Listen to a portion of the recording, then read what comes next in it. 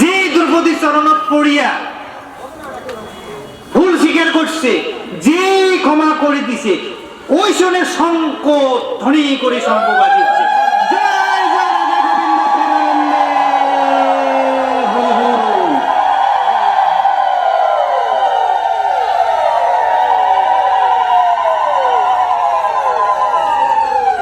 এটা শশায় বিনয়ী না কপট বিনয়ী, মানে মনোব্যাগ আমার ভজনের ক্ষেত্রে তো মাঝে সাঝে এটি হয়, উপরে তো ভক্তির ভাব দেখাই, মনত্বীর একটা ভাব, সেই জন্য আমার কোনো কাম হয় না। হ্যাঁ, এই যে এই কথাটাতে একটা প্রসঙ্গ আই গেল, না কইলেও হয় না। এই যে শোনো, মানে ভক্তি করে গেলে আমার মনের যেটা ভাব উপরে তো ওইটা ভাব হওয়া লাগে। পুরা ভক্তি মনে মনে কি আমার কপট অন্য ভাব, তাহলে কিন্তু ভগবান না। এই কথাটা দ্রৌপদী হচ্ছে। তার মানে যুধিষ্ঠির একবার রাজসূয় যজ্ঞ করছে। রাজসূয় যজ্ঞ মানে সমস্ত ত্রিলোক নিমন্ত্রণ করছিল, ঋষি মুনি রাজা গন্ধর্ব সবাকে। ওটাই ঠ্যাং ধোয়ার দায়িত্ব কায় নিছিল? স্বয়ং কৃষ্ণ। মানে সেবা কাক কয়, ত্রিনাদপি শুনিছেন তরুরেব সহিষ্ণুনা অমানিনা মানদেয় সদা কীর্তনিয়া হরি। মহন্তের স্বভাব, সাধুর স্বভাব কেমন হয়? গতিকে আমরা যখন যশমান হব, যশমান মানে কি, কোনো বাড়ি বা কোনো ঠাই যখন আমরা কোনো অনুষ্ঠান করব, অনুষ্ঠানের যেগুলো কার্যকর্তা ওগুলো হয় যশমান। গতিকে যশমানের স্বভাব কেমন হওয়া লাগবে?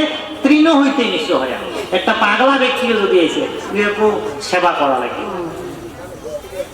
ভগবানা করা যাবে না, তুমি তো বোঝে না।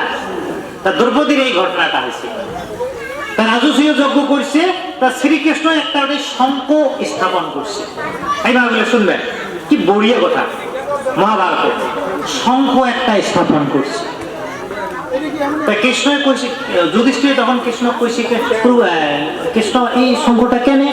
বলে যদি তোমার রাজসূয় যজ্ঞ পূর্ণ হয়, সম্পূর্ণ হয়, এই শঙ্খটা আপনি আপনি বাজি উঠবে।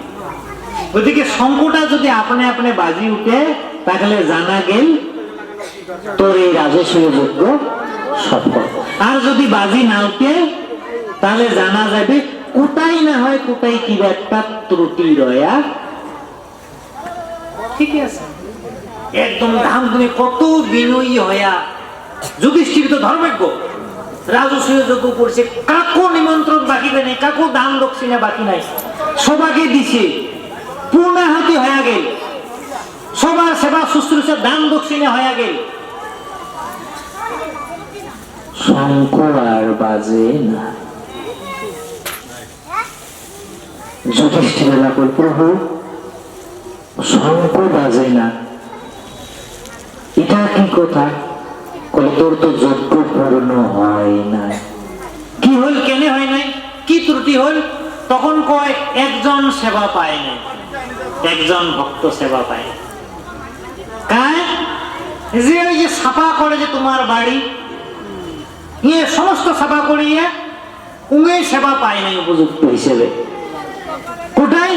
উয়ের বাড়িতে আছে, যাও। তখন 5 ভাই একটি গামছা গালা নিয়ে যায় উয়ের বাড়ি, উয়ের বাড়ি যায়া দেখি এটা সাধারণ ব্যক্তি না, কর্মে সাফাই করা, কিন্তু উয়ে গুপ্ত ভাবে গোবিন্দের নাম জপ করিয়াছে, গুপ্ত ভাবে গোবিন্দের নাম জপ করিয়াছে। সশক্তি দর্শন করলেন, দেখো রাম রাম রাম রাম, আমরা কি যে ভুল করছি, হ্যাঁ এনার তো আমরা সাফাই কর্মী বলে ভাবছি। গতি কাবু কাকুতি করিয়ে একদম নিমন্ত্রণ, ফির সাফাই করবি, তখন মনে মনে ভাবে করবো তোমার এলে কি লিলে, মুই প্রতিকে করছম, মুই মনে মনে চুপি চুপি তোমার ভজনা করেন, কাম যাতে জানে না, তোমরা আজি মোক প্রকাশ করিতেন, তোমরা আজি মোক প্রকাশ করি।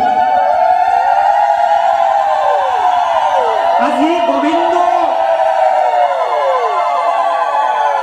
ভক্ত যতই দেখার নিকৃষ্ট হোক না কেন, গোবিন্দ ওনার ভক্ত যথোপযুক্ত সম্মানের ব্যবস্থা করিবে। আজি দেখেন সাফাই কর্মী, আজি রাজৈশ্বর্যধারী যুধিষ্ঠির চার ভাইয়ার সাতত গামছা ধরি ধুলায় গড়াগড়ি দিয়া নিমন্ত্রণ করিতেছি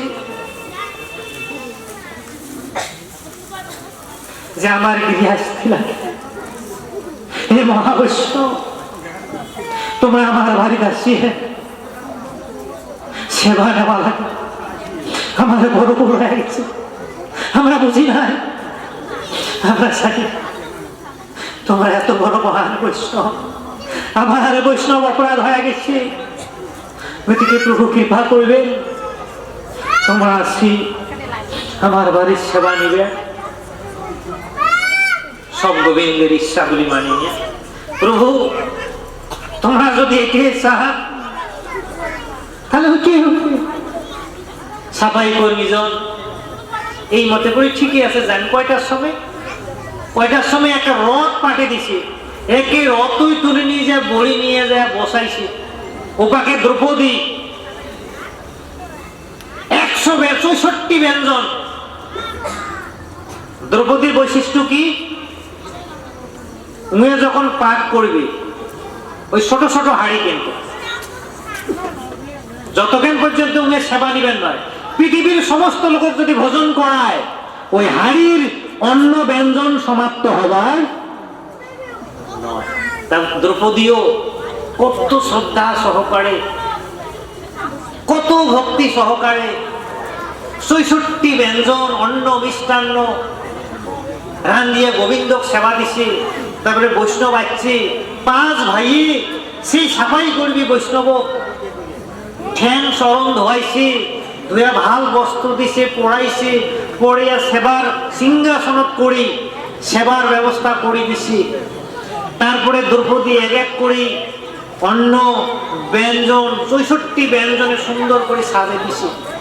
দ্রৌপদী মনে মনে ভাবছি যে এত সুন্দর করে বানাইছ, নিশ্চয় ভালো পাইবি। বৈষ্ণব ইয়ার বাহ্য জগতের খান পানের প্রতি অত মানে রজগুণী স্বভাবের নয়। রজগুণী হলে আমরা কি করি? টেস্ট আমরা অনুভব করি। কিন্তু বৈষ্ণব এ খালি বাঁচি থাকার নিমিত্তে আহার গ্রহণ করে। আমরা কি করি? তোমরা বলে নোয়ান মই মন না খান দেখতে দিলে আমরা খাবার জন্য বাঁচি থাকি, আর তোমরা বলে কেমন বাঁচি থাকার জন্য সেবা করে। কথাটা একই মনে হয় না, কিন্তু পার্থক্য আছে। বাঁচি থাকার জন্য আহার গ্রহণ করা আর আহার গ্রহণ করার জন্য বাঁচি থাকা শোনা দেখে হলেও ব্যাখ্যা বেলেগ বেলেগ। বাঁচি থাকার জন্য মাছ মাংস আমিষ দেয়া বস্তু না খায়াও সাত্বিক আহার খায়াও বাঁচি থাকা যায়। আর যে খাবার জন্য বাঁচি থাকে একে মাছে মাংস মদয় পাটায় শুয়োরে মুরগি, তার মানে আমরা বিষয়ী, আমরা খাবার জন্য বাঁচি থাকি। তা ওই বৈষ্ণব আসিল কি? বাঁচি থাকার জন্য খাওয়া। তা যেই দ্রৌপদী আনি দিচ্ছি একে সবগুলো বাটির থাকি তরকারি নিচে আর থালি ঢালছে, তরকারি নিচে একটা ডাল নাবড়া অমুক রসা যা যাবতীয় আছে সবগুলি একটাই ঢালি একে মাছ। এলা দ্রৌপদী মনে মনে চিন্তা করছে, রাম রাম রাম রাম ইস আমি কত কষ্ট করি বানালো। মনে মনে কিন্তু ভাবতেছি কোনটার কত টেস্ট করে বানালো। এই বৈষ্ণব একটাই ঢালিয়ে সবগুলি খিচড়ি বানায়, কি টেস্ট পাবে, কি টেস্ট পাবে। কিন্তু মনে মনে চিন্তা করছি আর এনে সেবা গ্রহণ করে সেবা সেবা শেষ। শঙ্খ কিন্তু গার বাজে রাম রাম। এলা যুধিষ্ঠির কয় রাম রাম, আরো কি ত্রুটি হল, আরো কি ত্রুটি হল। বৈষ্ণবের তো সেবা দিল, শঙ্খ কেনে বাজে না কেন? বলছে প্রভু কি ত্রুটি হল? কৃষ্ণ তো অন্তর্যামী। বলে দ্রৌপদী কর কি ত্রুটি হয়েছে দ্রৌপদী জানে। কৃষ্ণ কল দ্রৌপদী কর। এলা দ্রৌপদী হয় মুই তো ভুল করে ফেলাইছাম। দ্রৌপদী মুই তো ভুল করে ফেলাইছাম, কারণ মুই মনে মনে একটা তো বিয়া ভাবছ কি কলে যখনই মুই এত সুন্দর করে বানাইছুম যোগগুলো তরকারি একটাই রাখিয়ে মাখি খাবার ধরলে মুই ভাবছেন এই সাধু কেন করে ব্যঞ্জনের টেস্ট গুলো পাইবে, এটি মোর মনে মনে ভাব জাগ্রত হবে। কলে ওইটাই তো ত্রুটি হয়েছে, ওটাই ত্রুটি। দ্রৌপদীর তখন বৈষ্ণবের চরণত পড়ে গেছে, প্রভু কৃপা করো, প্রভু কৃপা করো। আর বৈষ্ণবের স্বভাব হয় তরিতে পামর। বৈষ্ণবের স্বভাব কি, যাই যত ভুল করুক না কেন, একবার যদি অনুতপ্ত হ্যাঁ ভুল স্বীকার করছে ক্ষমা মারিল। যে দ্রৌপদীর চরণত পড়িয়া ভুল স্বীকার করছে, যে ক্ষমা করে দিছে, ওই শুনে শঙ্খ ধ্বনি করে শঙ্খ বাজিয়েছে, জয় জয় রাধা গোবিন্দ প্রেমানন্দে হরি হরি।